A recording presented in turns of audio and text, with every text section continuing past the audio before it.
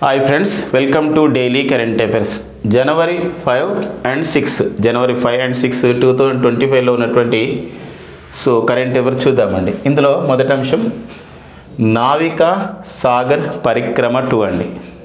ఒక కార్యక్రమం అన్నమాట.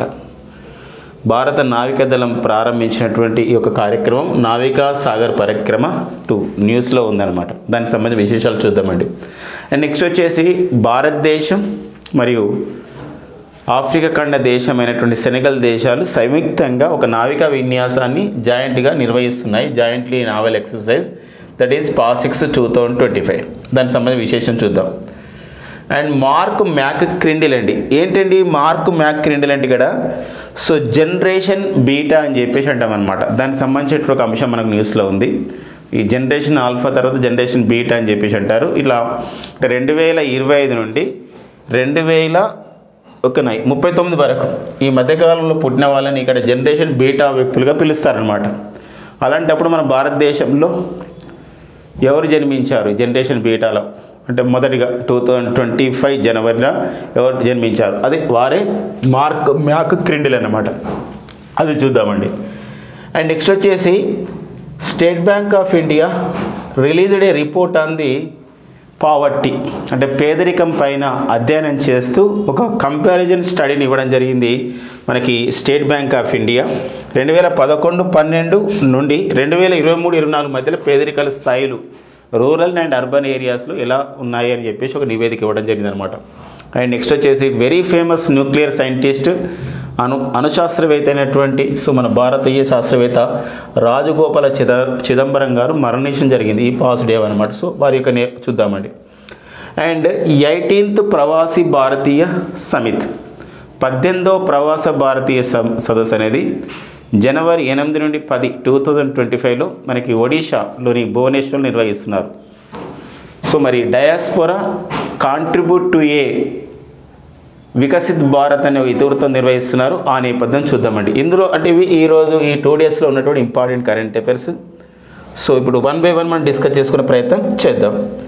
ఇందులో మనకి మొదటి అంశం చూసినట్లయితే ఇక్కడ సాగరిక పరిక్రమ 2 అని చెప్పేసి అంటే సాగరిక పరిక్రమ 2 ఏంటి మరి ఈ సాగరిక పరిక్రమ 2 అనేది ఏంటి అని చెప్పేసి అంటే ఇక్కడ ప్రపంచాన్ని మొత్తం కూడా ఈ యొక్క సముద్రం పైన చుట్టి రావడం అనమాట. అదే మనకి నావికా సాగర్ పరిక్రమ 2 అని చెప్పేసి అంటే నావికా సాగర్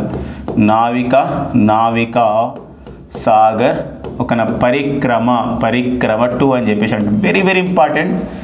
గతంలో కూడా మనకి ఒక సివిల్ స్థాయిలో కూడా ఇలాంటి క్వశ్చన్స్ వచ్చినాయి. పబ్లిక్ సర్వీస్ కమిషన్లో ఇలాంటి క్వశ్చన్స్ వచ్చినాయి. యూనిఫామ్ జాబ్లో కూడా వచ్చినాయండి. ఇది యూనిఫామ్ సంబంధించినటువంటి నోటిఫికేషన్స్ కూడా SI కానిస్టేబుల్ కూడా నావికా సాగర్ పరిక్రమ 2. పరిక్రమ అంటే పరాక్రమాన్ని మనం ప్రదర్శించడం, మన ధైర్య సాహసాన్ని ప్రదర్శించడం, ఒక డైనమిక్గా ఉండడమై మనం పరిక్రమ ఒక డైనమిక్ అని చెప్పిస్తాం. ఇది నావికా దళంలో నేవీలో స్టార్ట్ చేశారు. ఒక వెజల్ INSV అని చెప్పేసి అంటాం. INSV వెజల్ అయినటువంటి తరిణి అని చెప్పేసి ఒక పడవ అనమాట. ఈ INSV అంటే ఇండియన్ నావల్ సెయిలింగ్ వెజల్ అని చెప్పేసి అంటే మన INSV అంటే అర్థమైందంటే ఇక్కడ ఒక సమయ పడవ. ఇది ఇండియన్ అంటే ఇండియన్, N అంటే ఏంటంటే ఇక నావల్, ఒక S అంటే సెయిలింగ్ అంటే ప్రయాణించడం, ఒక సెయిలింగ్ వెజల్ అనమాట అంటే ఒక పడవ. ఇందులో 2 మహిళలు, వాళ్ళు ఎవరంటే లెఫ్టినెంట్ దిల్నా అండ్ మరొకరు వచ్చేసి ఇక్కడ ఎవరంటే లెఫ్టినెంట్ రూప. వీళ్ళిద్దరు కలిసి ఇప్పుడు ప్రపంచానికి ఒక మొత్తం కూడా సముద్రం పైన చుట్టి రావడానికి వీరు బయలుదేరడం జరిగింది అనమాట. వీళ్ళు వివిధ ప్రాంతాలకు వెళ్తూ ఉన్నారు. ఈ క్రమంలో మనకు ఒక ఆర్టికల్ అనేది హిందూ పేపర్లో వచ్చిందనమాట. వాటిపైన ఇది మనకి ఇస్తున్నాం నావికా సాగర పరిక్రమ. మనకి ఎగ్జామినేషన్ అడగవచ్చు.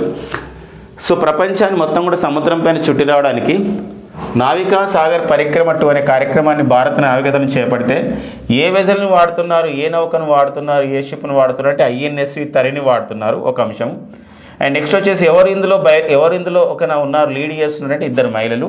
వారు లెఫ్టినెంట్ దిల్నా అండ్ లెఫ్టినెంట్ రూపా అండి. వెరీ ఇంపార్టెంట్గా ఆ సంబంధించిన విషయం చూసుకోవాలి. నావికాదళం అని చెప్పేసి అంటున్నాం మై డియర్ ఫ్రెండ్స్. మరి నావికాదళం అని చెప్పేసి అన్నప్పుడు మనకు గుర్తుకొచ్చే మరికొన్ని అంశాలు ఉన్నాయి. ఎవ్రీ ఇయర్ కూడా December 4 మనం ఏంటంటే ఇక్కడ నేషనల్ నేవీ డే జరుపుకుంటాం. ఎవ్రీ ఇయర్ కూడా December 4 నేషనల్ నేవీ డే మనకు సెలబ్రేషన్స్ ఎక్కడ జరుగుతాయంటే విశాఖపట్నంలో జరిగేది. ఈసారి December 4, 2024న ఈ నావికాదళ సెలబ్రేషన్స్ అనేది నావల్ సెలబ్రేషన్స్ అనేది ఇండియన్ నేవీ సెలబ్రేషన్స్ అనేది ఈసారి ఎక్కడ జరిగాయంటే ఒడిషా తీర ప్రాంతంలోని పూరిలో ఇట్లా నిర్వహించుకోవడం జరిగింది అనమాట ఒడిషాలో. అందుకోసం చూడండి ఈరోజు పేపర్ చూస్తే మనకు కనబడుతుంది ఒక నావికా ఉత్సవాలని విశాఖపట్నం నిర్వహిస్తున్నారని చెప్పేసి మనం నిన్న ఈరోజు చూస్తున్నాం. అదేంటంటే ఫస్ట్ ఇప్పుడు జనవరిలో జరుగుతున్నాయి, కానీ డిసెంబర్లో జరిగినవి మాత్రం ఎక్కడంటే సో నావికాదళ ఉత్సవాలు ఒడిషాలో నిర్వహించారు. ఇది కొంచెం చూసుకోవాలి. ఇంకొకటి నావికాదళం అంటే మరొక అంశం మనకి the present chief of the Indian navy staff. ప్రస్తుతం మన భారత ప్రధాన నావికాధికారి ఎవరు? సో ప్రజెంట్ మన భారత ప్రధాన నావికాధికారి the present chief of the navy staff వచ్చేసి వారి అడ్మిరల్ డికే త్రిపాఠి అండి. అడ్మిరల్ డికే త్రిపాఠి అంటే దినేష్ కుమార్ త్రిపాఠి అని చెప్పేసి అని వారు ఉన్నారు ప్రజెంట్ అనమాట. సో ఇది కూడా గుర్తుపెట్టుకోవాలంటే పర్సన్స్ ఇన్ ద న్యూస్గా మనకు వస్తుంది అనమాట. ఇది నావికా సాగరిక పరిక్రమ 2 ఇలా కాన్సెప్ట్ ఆధారితంగా నేర్చుకోవడం ద్వారా ఎలా వచ్చినా మనకు కూడా స్టేట్మెంట్ రూపంలో వచ్చినా ఎలా వచ్చినా కూడా మనకు ఆన్సర్ నేర్చుకోవడం వల్ల అయితే ఇది ఒక ఇన్స్పిరేషన్ అనమాట. సముద్రం పైన తిరిగి రావడం అనేది ఒక చిన్న విషయం కాదనమాట, అదొక అంశం. ఇక నెక్స్ట్ వచ్చేసి మరో కరెంట్ అఫైర్స్కి వెళ్దామండి. ఏంటంటే పాసెక్స్ 2025 ఏంటంటే పాసెక్స్ అంటే ప్యాసేజ్ ఎక్సర్సైజ్ అని చెప్పేసి అంటాం. ప్యాసెక్స్ అంటే ఏంటంటే ఇక్కడ ప్యాసేజ్ ఎక్సర్సైజ్ అంటే ఇదంటే ఇది ఒక నావికాదళ విన్యాసం. గుర్తుపెట్టుకోండి, భారతదేశం చాలా దేశాలతో ప్యాసెక్స్ అనే పేరుతో నావికాదళ విన్యాసాలు జరుపుతుంది. ఇప్పుడు జనవరి 3 నుండి 2025 జనవరి 3 నుండి 2025లో మరి ఎక్కడ నిర్వహిస్తున్నారు ఈ పాసెక్స్ ఎక్సర్సైజ్ అనేది? సో ఎక్కడ నిర్వహించుకోవడం జరుగుతుందంటే వెస్ట్ ఆఫ్రికన్ కోస్ట్ కంట్రీ అనేటువంటి అంటే పశ్చిమ ఆఫ్రికా దేశ తీర ప్రాంత దేశమైనటువంటి అంటే సో అది సెనెగల్ దేశం అని చెప్పేసి అంటే మన సెనెగల్ దేశ రాజధాని ఏంటి మై డియర్ ఫ్రెండ్స్ అంటే డాకర్లో నిర్వహిస్తున్నారు. సో ఇది ఏ 2 దేశాలు అంటే ఇంతకు చెప్పుకున్నాం కదా, భారత్ మరియు సెనెగల్ దేశాలు, ఇండియా అండ్ సెనెగల్ దేశాల మధ్య సో జనవరి 3, 2025న సో ప్రారంభించబడ్డ విన్యాసాలు పాసెక్స్. మరి పాసెక్స్ విన్యాసాల్లో భారత్ తరపున ఏ నౌక పాల్గొంది, ఏ యుద్ధ నౌక కానీ ఏది పాల్గొందని చెప్పేసి అన్నప్పుడు ఇక్కడ సో అదొక అడిగే అవకాశం ఉన్నటువంటి విషయం. అది ఐఎన్ఎస్ తుషిల్. ఏంటి ఐఎన్ఎస్ తుషిల్ అండి. సో గుర్తుపెట్టుకోండి, భారత్ తరపున ఈ యొక్క పాసెక్స్ ఎక్సర్సైజ్లో సెనెగల్లో జరిగినటువంటి పాసెక్స్ ఎక్సర్సైజ్లో సో మన భారత్ తరపున పాల్గొన్నటువంటి నౌక ఇది. What is the name of the ship participated from India during the Passex 2025 exercise that is held in Dakar of Senegal is a West African coast country అంటే పశ్చిమ ఆఫ్రికా తీర ప్రాంత ఒక దేశమే ఈ యొక్క సెనెగల్ అనమాట. సో ఇది ఒకసారి మనకి ఒక సెంట్రల్ గవర్నమెంట్ ఎగ్జామ్లో వచ్చిందండి. సెనెగల్ క్యాపిటల్ సిటీ ఏదన్నాడు? సెనెగల్ క్యాపిటల్ సిటీ వచ్చేసి ఏదంటే ఇక్కడ డాకర్ అండి. Senegal capital city Dakar. మనం కూడా శనగలు అంటాం, మనం తినేవి శనగలు, అవి ఇది సెనెగల్. సో డిఫరెన్స్ గమనించండి. అది శనగలు అంటే మనం తినేది పప్పు, శనగపప్పు. ఇది సెనెగల్ అంటే ఏంటంటే ఒక దేశం అనమాట. ఆ చిన్న అంశాన్ని గుర్తుపెట్టుకోవాల్సిన అవసరం ఉంది. వన్ మోర్ ఇంపార్టెంట్ ఏంటంటే డ్యూరింగ్ దిస్ నావల్ ఎక్సర్సైజ్, ఇది ఒక నావల్ ఎక్సర్సైజ్, ఇది ఒక నావిక ఎక్సర్సైజ్. ఈ నావల్ ఎక్సర్సైజ్లో మనం ఏంటంటే ఓన్లీ యుద్ధ రీతులు ఇవి నేర్చుకోవడమే కాదు, ఈసారి ఏంటంటే సో ఈ 2 దేశాల వాళ్ళు అంటే మన భారత సెనెగల్ దేశాల వాళ్ళు దే ఆల్సో పర్ఫార్మ్ ద యోగాసనాస్ని కూడా ఇక్కడ పర్ఫామ్ చేస్తున్నారు అనమాట. కాబట్టి జనవరి 1వ వారంలో 2025లో భారతదేశం ఏ దేశంతో కలిసి ఒక నావికా విన్యాసంలో భాగంగా యోగాసనాలను కూడా పర్ఫార్మ్ ద యోగాసనాలు కూడా చేసింది అంటే అది పాసెక్స్ ఎక్సర్సైజ్ సెనెగల్ దేశంతో చేసింది. సెనెగల్ దేశంలో ఇది జరిగినటువంటి అంశం అనమాట. ఇది ఒక కరెంట్ అఫైర్ అండి మనకి, ఓకేనా? ఆఫ్రికా అండ్ దేశానికి సంబంధించినటువంటిది అండ్ భారత్ సంబంధించిన విషయం. ఇక నెక్స్ట్ వచ్చేసి మనకి మార్క్ మ్యాక్ క్రిండిల్ అండి. ఏంటండి మార్క్ మ్యాక్ క్రిండిల్ అనేది ఏంది? సో మార్క్ మ్యాక్ క్రిండిల్ అని చెప్పేసి అంటామండి. ఏంటంటే ఇక్కడ జనరేషన్ బీటా అని చెప్పేసి అంటాం. అంటే ఆల్ఫా తర్వాత వచ్చే ఒక జనరేషన్, ఒక తరం అన్నమాట ఇప్పుడు.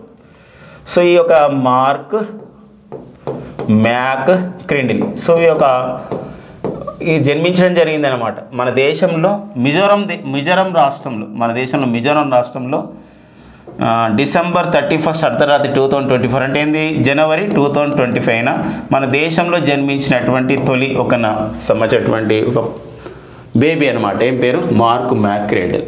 ఈ యొక్క మన భారతదేశంలో జనరేషన్ బీటా. ఈ జనరేషన్ బీటా అంటే అర్థం ఏంటంటే 2025 నుండి 2025 నుండి 2025 నుండి 2039 ఈ మధ్యకాలంలో పుట్టిన వాళ్ళని ఇప్పుడు జనరేషన్ బీటా అంటే బీటా జనరేషన్గా పిలుస్తున్నాం. మన దేశంలో బీటా జనరేషన్లో భాగంగా పుట్టినటువంటి తొలి వ్యక్తి ఎవరు అని చెప్పేసి అయినప్పుడు మార్క్ మ్యాక్రెండల్. ఎక్కడ అంటే వాళ్ళు ఏ ప్రాంతానికి చెందినవారంటే ఇక్కడ మిజోరం అండి. సో మన ఈశాన్య రాష్ట్రాల్లోని మిజోరంకు చెందినవారు అన్నమాట. ఇలా మనకు అడిగే అవకాశం ఉంటుంది.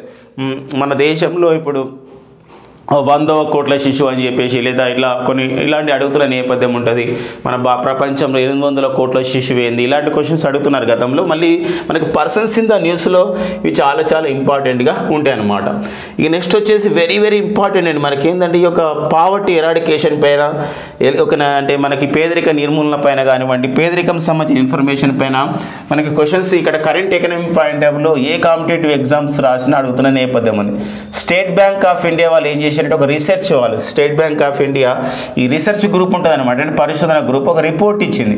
State Bank of India research group ఇచ్చిన report. What is the report is which issue అంటే ఇట్ ఈస్ ఆన్ ది ఒక పావర్టీ అంటే పేదరికం అనేది ఎలా ఉంది, భారతదేశంలో పేదరికం అనేది పెరిగిందా తగ్గిందా, మరి రూరల్ ఏరియాస్లో పేదరికం ఎలా ఉంది, మళ్ళీ అర్బన్ ఏరియాస్ పట్టణ ప్రాంతాలు ఎలా ఉందని చెప్పేసి ఒక రిపోర్ట్ ఇవ్వడం జరిగిందండి. ఇది 2024 సంబంధించిన రిపోర్ట్ 2025లో మనం రిలీజ్ చేశారు. రిలీజ్ చేసింది మాత్రం జనవరి 2025 అయితే ఇది దేని బేస్ చేసుకొని తయారు చేశారు అంటే ఇక్కడ కొనుగోలు శక్తి కానివ్వండి వాళ్ళు అన్నీ కూడా చేయడం జరిగింది. అంటే ఇక్కడ 2011-12 తీసుకొని అంటే 2011-12 యొక్క బేస్ ఇయర్ తీసుకొని 2011-12 తీసుకొని భారతదేశంలో మన ఇండియాలో రూరల్ ఏరియాస్లో అంటే గ్రామీణ ప్రాంతంలో పేదరికం ఎంత ఉంది, రూరల్ ఏరియాస్లో పేదరికం ఎంత ఉంది అని చెప్పేసి అంటే అప్పుడు ఒక 25.7% ఉందండి. 25.7%. మరి ఇదే ఆర్థిక సంవత్సరంలో 2011-12 ఇదే ఆర్థిక సంవత్సరానికి భారతదేశంలో అర్బన్ అంటే ఏంది పట్టణ ప్రాంతాల్లో పేదరికం ఎంత ఉండే అని చెప్పేసి అంటే ఇక్కడ 13.7% ఉండేదండి. So very very important data అండి ఇదంతా కూడా. సో మనకి మల్టీ డైమెన్షనల్ పావర్టీ ఇండెక్స్ ఇట్లా అలాంటి వాటిలో కూడా ఉపయోగపడుతుంది ఈ డేటా. సో మరి ఇప్పుడు ఏం చేశారు మరి అంటే దీన్ని కంపేర్ చేశారు 2023-24 2023-24 ఈ యొక్క ఆర్థిక సంవత్సరానికి మన దేశంలో మన ఇండియాలో పేదరికం అనేది భారతదేశంలో సో రూరల్ ఏరియాస్లో పేదరికం అనేది ఎలా చేరింది, రూరల్ ఏరియాస్లో పేదరికం అనేది ఎంతకు చేరింది అంటే 4.86%. 4.86% చేరింది అంటే తగ్గిందనమాట. ఎందుకు ఇది 25.7 ఉండే ఇప్పుడు 2011-12లో రూరల్ ఏరియాస్లో గ్రామీణ ప్రాంతంలో పేదరికం. అదే 2023-24లో అయితే 4.86 తగ్గింది ఏది గ్రామీణ ప్రాంతంలో పేదరికం. అదే మరి 2023-24 ఈ సంవత్సరంలో మనకి ఒక భారతదేశంలో అర్బన్ ఏరియాస్లో అంటే అర్బన్ ఏరియాస్ అంటే ఇక్కడ ఏంటంటే మనకి పట్టణ ప్రాంతాలలో పేదరికం అనేది ఏమైందంటే ఇంకా తగ్గింది. ఎంత 4.09% తగ్గిందని చెప్పేసి ఈ నివేదిక ఇవ్వడం జరిగింది. ఈ డాటాని మనం గుర్తుపెట్టుకోవాల్సిన అవసరం ఉంది. రిపోర్ట్ ఎవరు ఇచ్చారు, కంపారిజన్ ఏంది మనం తెలుసుకోవాలి. ఇక స్టేట్ బ్యాంక్ ఆఫ్ ఇండియా అని చెప్పేసి అంటున్నాం కాబట్టి స్టేట్ బ్యాంక్ ఆఫ్ ఇండియా మరి స్టేట్ బ్యాంక్ ఆఫ్ ఇండియా పాత పేరంటే ఇంపీరియల్ బ్యాంక్ అండి. Imperial Bank State Bank of ఇండియాగా మారింది 1955 జూలై 1. అందుకోసమే స్టేట్ బ్యాంక్ ఆఫ్ ఇండియా వ్యవస్థాపక దినోత్సవం July 1. State Bank of India విషయంలో ఒక అపాయింట్మెంట్ విషయం చాలా ఇంపార్టెంట్ ఒకటి. ఎందుకోసం అంటే the present chairman to the State Bank of India belongs to our Telugu person, our Telangana person and ఒక గద్వాల అంటే జోగులాంబ గద్వాల డిస్ట్రిక్ట్ చెందినవారు వారే చెల్లా శ్రీనివాసులు శెట్టి అండి. సో చెల్లా శ్రీనివాసులు శెట్టి మరి చెల్లా శ్రీనివాసులు శెట్టి సో మనకి వీరు ఒక ప్రజెంట్ ఈ యొక్క స్టేట్ బ్యాంక్ ఆఫ్ ఇండియాకి చైర్పర్సన్గా పనిచేస్తున్నారు. అండ్ రామ్మోహన్ రావు గారు అంటే ఇక్కడ స్టేట్ బ్యాంక్ ఆఫ్ ఇండియాలో 4 ఎండీలు ఉంటే అందులో ఒక ఎండీ వచ్చేసి మనకు తెలుగు వారే ఉన్నారు రామ్మోహన్ రావు గారు. మొత్తానికైతే ఇక్కడ మనకి చైర్మన్ గుర్తుపెట్టుకుంటాం. State Bank of India head quarter ఎక్కడ ఉంది, స్టేట్ బ్యాంక్ ఆఫ్ ఇండియా యొక్క ప్రధాన కార్యాలయం ఎక్కడ ఉందని చెప్పేసి అంటే ఇక్కడ ముంబైలో ఉందండి స్టేట్ బ్యాంక్ ఆఫ్ ఇండియా ప్రధాన కార్యాలయం అన్నమాట. సో అలా ఆ విషయం కూడా ఇంపార్టెంట్గా ఇది ఒక నివేదికల విషయంలో రిపోర్ట్స్ ఇండిసెస్ నివేదికల విషయంలో ఇంపార్టెంట్గా ఉంటుందండి. ఇక నెక్స్ట్ వచ్చేసి మనకి ఇంకొక 2 current affairs important current affairs points ఉన్నాయి. రాజగోపాల చిదంబరం గారండి విన్నారండి మీరు ఎప్పుడైనా రాజగోపాల చిదంబరం గారు అని ఒక ఫేమస్ పర్సనాలిటీ ఫేమస్ సైంటిస్ట్ అనమాట. సో చిదంబరం అంటారు లేకపోతే పూర్తి పేరు వచ్చేసి ఇక్కడ రాజగోపాలం రాజగోపాలం. సో గుర్తుపెట్టుకోండి ఫ్రెండ్స్ ఇక్కడ రాజగోపాల చిదంబరం. సో మరి Rajagopala Chidambaram famous nuclear scientist అనమాట, ఫేమస్ అణుశాస్త్రవేత్త మన భారతదేశంలో మనం ఇప్పుడు అణ్వస్త్ర పరీక్షలు చేసినాం 2 టైం మనం న్యూక్లియర్ టెస్ట్ కండక్ట్ చేసినాం 1974 1998లో. ఈ రెండిట్లలో కూడా క్రియాశీలకంగా పనిచేసిన శాస్త్రవేత్తలు ఒకరు రాజగోపాల చిదంబరం గారు అనమాట. వీరు అంటే భారతదేశ అణు కార్యక్రమ నిర్మాతగా పిలుస్తారు, డిజైనర్ ఆఫ్ ది అంటే ఇండియన్స్ న్యూక్లియర్ టెస్ట్ ప్రోగ్రామ్ అనమాట. ఓకేనా, మనకి ఓకేనా రాజారామన్న గారు, డాక్టర్ ఏపీజే అబ్దుల్ కలాం గారు ఎంత ప్రముఖమైన పాత్ర పోషించారో, సో వారి తర్వాత వీరు కూడా ఎంతో పేరు పొందడం జరిగింది ఈ యొక్క న్యూక్లియర్ టెస్ట్ డిజైనింగ్లో. ఎందుకు 1974లో 1974 సంవత్సరంలో మనము రాజస్థాన్లోని తారెడార్లో 1974 మే 18న రాజస్థాన్లోని తారెడార్లో మనము ఒకనా ఈ యొక్క మొదటిసారిగా అణ్వస్త్ర పరీక్షలు చేయడం జరిగింది అనమాట. దీనికి బుద్ధుడు నవ్వాడు అని చెప్పేసి ఒక సీక్రెట్ కోడ్ అనేది ఇవ్వడం జరిగింది. మళ్ళీ 1998లో మే 11 మరి 13లో 1998లో రెండోసారి అణ్వస్త్ర పరీక్షలు చేశాం. సో దీనికి ఆపరేషన్ శక్తి అనే పేరుతో నిర్వహించి దీనికి ఒక సీక్రెట్ కోడ్ ఇవ్వడం జరిగింది, బుద్ధుడు మళ్ళీ నవ్వాడు అని చెప్పేసి. సో ఈ రెండిట్లలో కూడా వీరు అణుశాస్త్రవేత్తగా తనదైన పాత్రను పోషించారు రాజగోపాల చిదంబరం గారు. అయితే వీరు ఇప్పుడు వృద్ధాప్యం కారణంగా వీరు మరణించారని జనవరి 4, 2025న వీరు మరణించడం జరిగిందనమాట. కాబట్టి వీరి బ్యాక్గ్రౌండ్, వీరి యొక్క నేపథ్యం చాలా చాలా ఇంపార్టెంట్ అండి. అండ్ ఈ worked as a principal scientific adviser to the Government of India. అంటే 2001 నుండి 2018 వరకు కూడా వీరు భారత ప్రభుత్వ ప్రధాన శాస్త్రీయ సలహాదారుగా భారత ప్రభుత్వ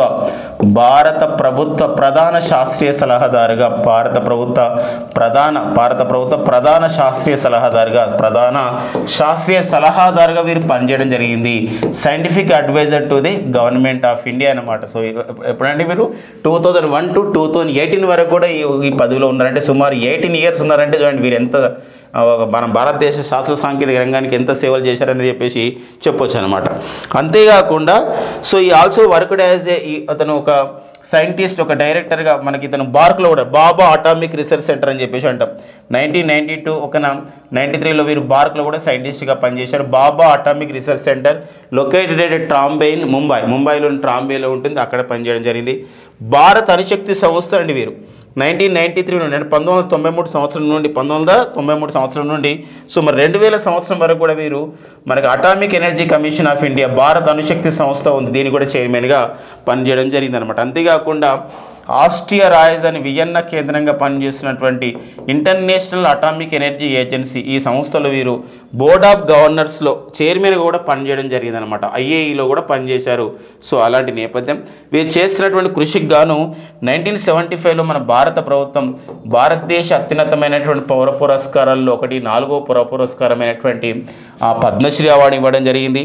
1999 సంవత్సరంలో వీరికి పద్మవిభూషణ్ అవార్డు కూడా ఇవ్వడం జరిగిందండి. ఇది మన భారతదేశం అత్యున్నతంగా ఇచ్చే రెండో అత్యున్నతమైన second highest civilian honour Padma Vibhushan ఇవ్వడం జరిగింది. పద్మశ్రీ 1975, 1999 పద్మవిభూషణ్ వచ్చిందండి.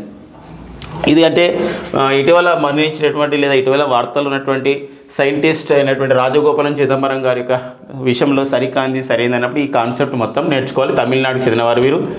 సో వీరు అలా కాకుండా డైరెక్టెడ్గా వచ్చు పర్సన్స్ ఇన్ ద న్యూస్లో Rajagopala Chidambaram recently passed away is the famous in which of the category అన్నప్పుడు ఇతను is a very famous nuclear scientist in ఇండియాగా మనం గుర్తుపెట్టుకోవాల్సిన అవసరం అనేది చాలా ఉంటుందండి. ఓకేనండి, ఇక చాలా ఇంపార్టెంట్ విషయం. ఇక నెక్స్ట్ వచ్చేసి మనకి ఈ ఒక బార్క్ అని చెప్పేసి అన్నాం కదా, ఇవి బార్క్ ఏఈస్ అన్నాం, వీటి కూడా ప్రజెంట్ మనకు న్యూస్లో ఉన్నాయి కొంచెం కాంటెంపరీ డిస్కస్ చేస్తే. బార్క్ అంటే బాబా అటామిక్ రీసెర్చ్ సెంటర్. మరి బాబా అటామిక్ రీసెర్చ్ సెంటర్ ప్రజెంట్ ఎవరున్నారు దీని డైరెక్టర్గా అంటే వివేక్ బాసిని గారు ఉన్నారండి. దీనికి వివేక్ బాసిని అనే వారు ఉన్నారు. అండ్ నెక్స్ట్ వచ్చేసి ఇక్కడ atomic energy commission of India భారత అణుశక్తి సంస్థకి ప్రజెంట్ చైర్మన్గా ఉన్నారంటే అజిత్ కుమార్ మోహంతి ఏకే మోహంతి అనేవారు ఉన్నారు. అంతేకాకుండా ఇప్పుడు ఇంతకుముందు డిస్కస్ చేసినాం కదా ఇంటర్నేషనల్ అటామిక్ ఎనర్జీ ఏజెన్సీ, ఇక్కడ కూడా మన సైంటిస్ట్ రాజగోపాలం చిదంబరం గారు పనిచేశారు. ఇలాంటప్పుడు ఐఏఈ గురించి డిస్కస్ చేసుకోవాలి. ఈ ఇంటర్నేషనల్ అటామిక్ ఎనర్జీ ఏజెన్సీ ఈ సంస్థ ఆస్ట్రియా రాజధాని వియన్నా కేంద్రంగా పనిచేస్తున్న సంస్థ. మరి ఆస్ట్రియా రాజధాని వియన్నా కేంద్రం, ఆస్ట్రేలియా కాదు మై డియర్ ఫ్రెండ్, ఇది ఆస్ట్రియా రాజధాని వియన్నా కేంద్రంగా పనిచేస్తున్న ఈ ఐఐఈకి ప్రజెంట్ డైరెక్టర్ జనరల్ వచ్చేసి ఇక్కడ ఎవరంటే రాఫెల్ గ్రాసి పూర్తి పేరు, వీరు ప్రజెంట్ ఉన్నారనమాట. ఇలా కూడా మనం డిస్కస్ చేసుకోవడానికి ఉంటుందండి. ఇక నెక్స్ట్ వచ్చేసి మనకు ఈ రాజగోపాలం చిదంబరం గారి పైన ఇలా డిస్కస్ చేసుకున్న తర్వాత మరొక అంశాన్ని మనం చూసుకోవాల్సిన అవసరం ఉందండి. ఏంటి ఇక్కడ అంటే ఇక్కడ 18వ ప్రవాసి భారతీయ సదస్సు. 18th లేదా 18th ప్రవాసీ భారతీయ కాన్ఫరెన్స్ అంటాం. ప్రవాసీ భారతీయ కాన్ఫరెన్స్ ఆర్ అదర్వైజ్ సమ్మిట్ అని చెప్పి సమ్మిట్ అంటాం. 2025 అండి ఇది. సో ద పర్టికులర్ డేట్స్ కూడా అనౌన్స్ చేయడం జరిగింది. సో ఇప్పుడంటే January 8 to 10 అండి. January 8 to 10 2025లో నిర్వహిస్తున్నారు. The particular venue is year Bhubaneswar and Bhubaneswar. ఎక్కడంటే భువనేశ్వర్ అంటే ఒడిషా. సో ఒడిషాలో నిర్వహిస్తున్నారు. సో భువనేశ్వర్ నిర్వహిస్తున్నారు. అయితే వాట్ ఈజ్ ద థీమ్ ఏంటి అని చెప్పేసి అంటే ఇక్కడ థీమ్ వచ్చేసి ఇక్కడ ఏంటంటే ఇక్కడ diasporas contribute to a Viksit Bharat. Diaspora అంటే విదేశాల్లో ఉన్నవారని అర్థం వస్తుంది. డయాస్పోరాస్ కాంట్రిబ్యూషన్ అంటే అర్థం ఏంటంటే ఒక కాంట్రిబ్యూట్ చేయడం, సేవ చేయడం. Contribution to a Viksit Bharat. What is Viksit Bharat అంటే ఇక్కడ డెవలప్డ్ కంట్రీ కావాలి అంటే ఇక్కడ ఏంటంటే బై 2047 2047 సంవత్సరం నాటికి భారతదేశ స్వాతంత్రం వచ్చి 100 years అయిన సందర్భంగా 2047కి మన ఇండియా ఒక డెవలప్డ్ కంట్రీగా ఉండాలనే ఉద్దేశంలో మన ప్రవాస భారతీయుల యొక్క పాత్ర ఏందని చెప్పేసి ఒక థీమ్తో ఈ సదస్సు నిర్వహిస్తున్నారు భువనేశ్వర్లో. ఎందుకు మనకి ఈ యొక్క ప్రవాసీ భారతీయ సదస్సు నిర్వహిస్తారంటే దీని ఒక ఇంపార్టెన్స్ ఉందండి. ప్రెస్ ఇన్ఫర్మేషన్ బ్యూరోలో ఇచ్చినటువంటి సమాచారం మేరకైతే ఒక ఇన్ఫర్మేషన్ ఏంటంటే ప్రపంచంలో వివిధ దేశాల్లో మనకి ఏంటంటే 35 మొత్తం అన్ని దేశాలు కలిసి 35.4 మిలియన్ల భారతీయులు వివిధ దేశాల్లో ఉన్నారండి. 35 మన భారతీయులు, ఇండియన్స్ మన భారతీయులు వివిధ దేశాల్లో అంటే అబ్రాడ్గా వివిధ దేశాల్లో సో బయట ఉన్నారనమాట. అంటే యాజ్ ఏ పిఐఓస్ అంటే పర్సన్ ఇన్ ఇండియన్ ఆరిజిన్ అంటే భారత సంతతి వ్యక్తులుగా ఉన్నారు. కొందరు ఎన్ఆర్ఐస్గా ఉన్నారనమాట. ఎన్ఆర్ అంటే ప్రవాస భారతీయులు అనమాట. ఇక్కడ పుట్టి అక్కడ పోయిన వాళ్ళని ఏమంటారంటే ప్రవాస భారతీయులు అంటారు. అక్కడ పుట్టే వాళ్ళని వాళ్ళ పిల్లల్ని మనం ఒక భారత సంతతి వ్యక్తులుగా పిలుస్తాం. అలాంటివి మొత్తం 35.4 బిలియన్ల మంది ఉన్నారు ప్రపంచంలో. మనకి చూసిన 200 దేశాల్లో ఉన్నారంటే మొత్తం ఈ అన్ని దేశాల్లో ఉన్నారని చెప్పేసి. ఎందుకోసం అంటే సో చాలా దేశాలు కూడా మన భారతీయులు అక్కడ పనిచేస్తున్నారు, వివిధ హోదాల్లో పనిచేస్తున్నారు అనమాట.